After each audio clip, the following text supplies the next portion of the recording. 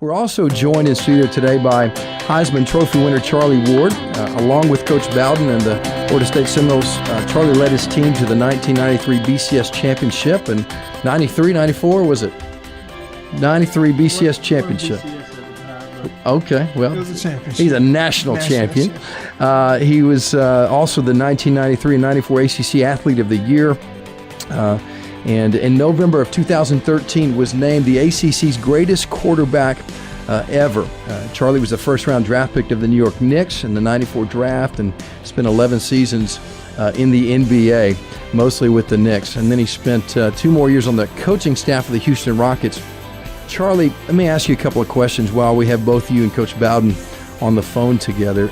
When you played for Coach Bowden, how did you see his faith impact the way he led the football team and the football department at Florida State? Well, I think one of the biggest ways was just the way he lived his life. And, you know, when the freshmen first gets on campus, one of the things we do the first couple of weeks, we go to a church. He takes us, the entire team, once we get together as a group, he would take us to a black church and a white church. Okay. Because we had both on our team. And each year was a different denomination.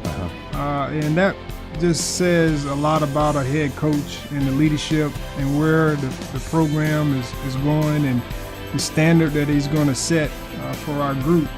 And that alone said a lot about where we were going. And that was something that I'm not sure if I've said it, but it was a great blessing to be able to have and be under his tutelage for the 5 years that I was in school.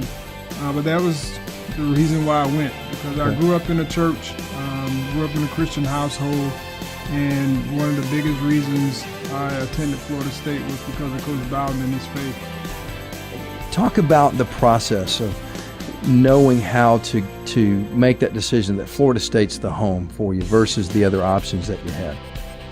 But one thing that separated Coach Bowden was he had allowed Brad Johnson to play basketball and football.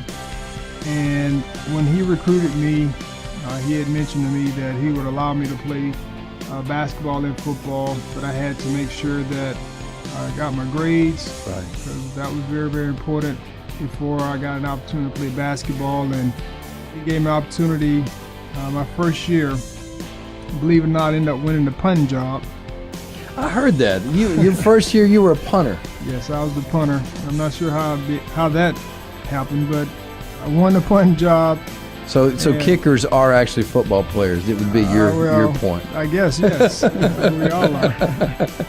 They're very, very important. They won us a national championship. But, you know, once I got there and the season was over, you know, I had etched in my mind that if I received a 2.5, that was what the deal was, that I would get an opportunity to play basketball. However, during that year, I did receive my 2.5 at the end of the year, but they asked me to come out and get a spring under my belt. And Coach, I'm not sure if you knew this, but it was a great blessing that I was able to get that spring under my belt because of twofold. One, I was able to gain some wisdom and understanding about mat drills, and also get a year better.